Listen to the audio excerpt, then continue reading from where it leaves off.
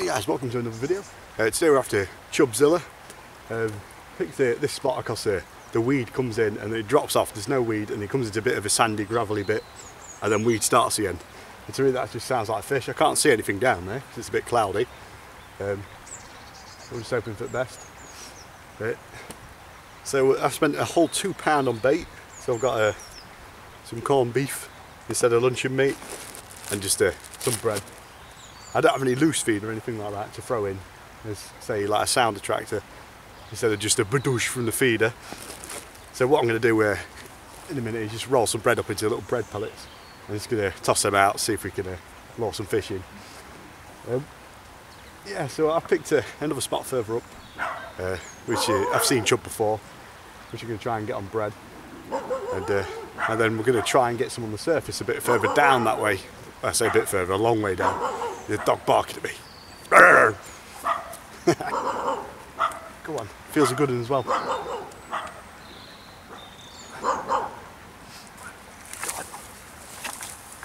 Get netted. Oh, that couldn't have come any better. Alright. I gave it up, didn't I show you one?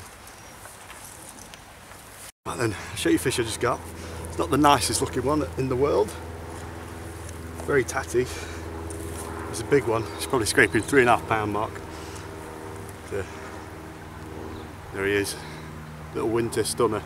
It's a bit nice on this side. He's got a bit of sort of decay on his mouth. I don't know what you'd call that. Mouth rot. So, I'll show you that side in a minute. Nice fish though. There you go. See his mouth. Bit of rot on there, but they'll be alright. Hardy fish. We'll just get him to the back, I think. Cracker. So what I'm going to do to make bread pellets is just get some bread out of a slice, like that. You don't need a lot really.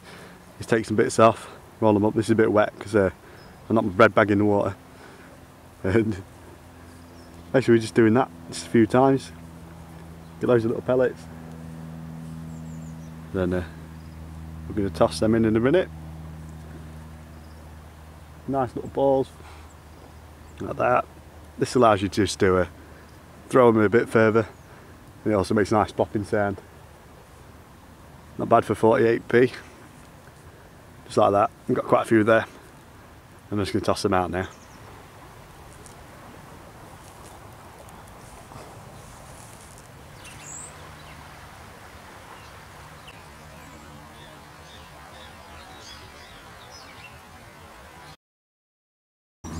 Okay, we're here at second swim. You can see the bush over there that I'm fishing to.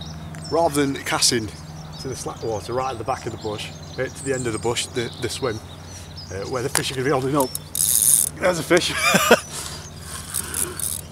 I've cast just in front of it, where the fast water's just travelling through, right at the edge of the swim. That's where the food's going to be pushing through. If I was casting on top of the fish's head, that's just going to spook him. It's not as big as the last fish, but it's a fish nonetheless.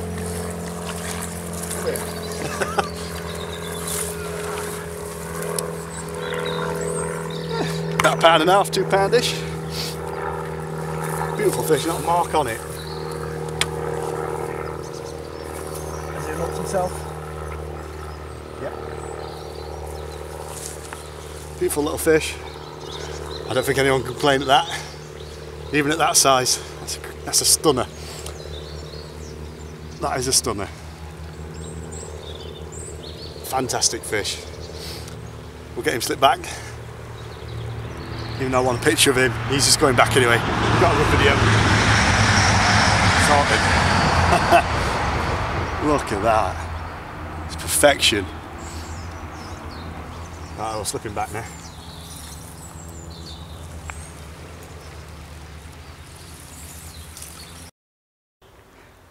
I think someone got struck by lightning.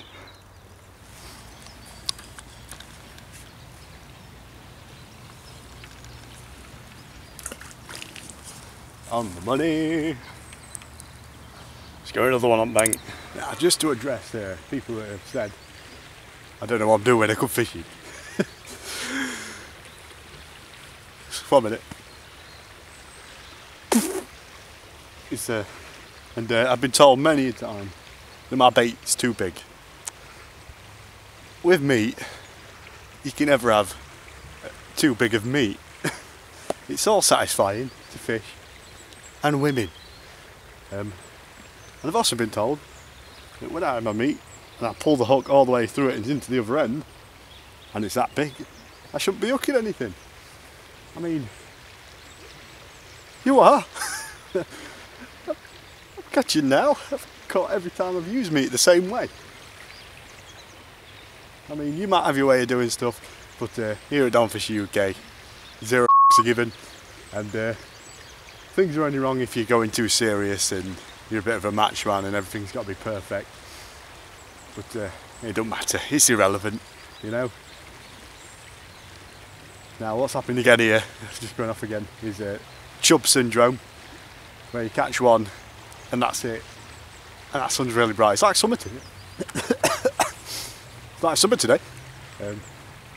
I gave it about 10 minutes extra that other swim as well, so I'm going to give this a little bit longer, and then we'll try one more spot, and then we'll go on to surface baits a bit further downstream rather than going up. So I'm a bit stuck now because I can't get through bushes. Yeah, so we'll see what happens in the next 10 minutes. And then we'll try and hunt out another fish.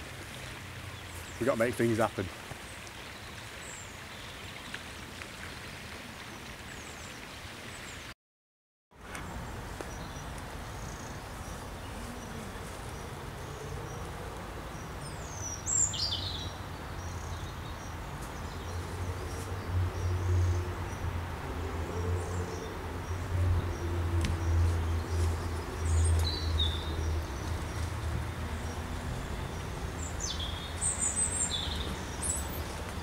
Guys, so what I've done is I've gone home before I got here, and I swapped my feeder rod out for my little low rod, something a bit shorter, just so I can drop it off this edge, and I'm not going to worry about hitting trees up here. So we'll see what happens. The fish are feeding a bit further down, under some bushes where I can't get my line under, so I'm hoping that they're just going to eventually follow the bread up, and we'll maybe bank a few. We can see what happens. Some more bread in there.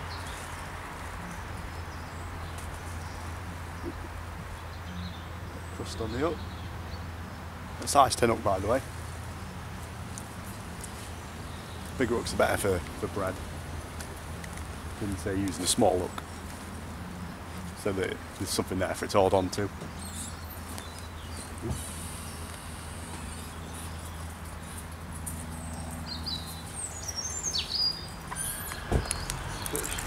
That's a chub.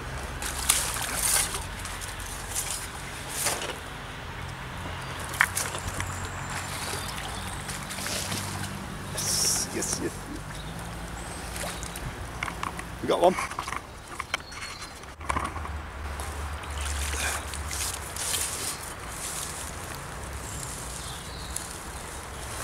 A small chub. Nice little fish, but I think there's a big one down there waiting for me. So we'll get his lip back, present him for you now. That mark on it again. That's what we like to see. Let's get his lip back.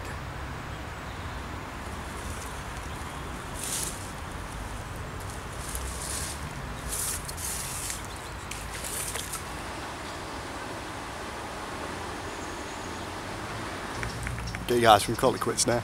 Yeah, the swim's gone a bit dead. I've had a few bites and things like that, like fish missing it. And I've lost a few as well. But there's loads of ducks in the area now. Try and see them just there. And loads further down. That's the only downside for using bread. So yeah, we can call it a day. Thanks for watching. Comment, subscribe to what the hell you want. And we'll see you next video. Goodbye.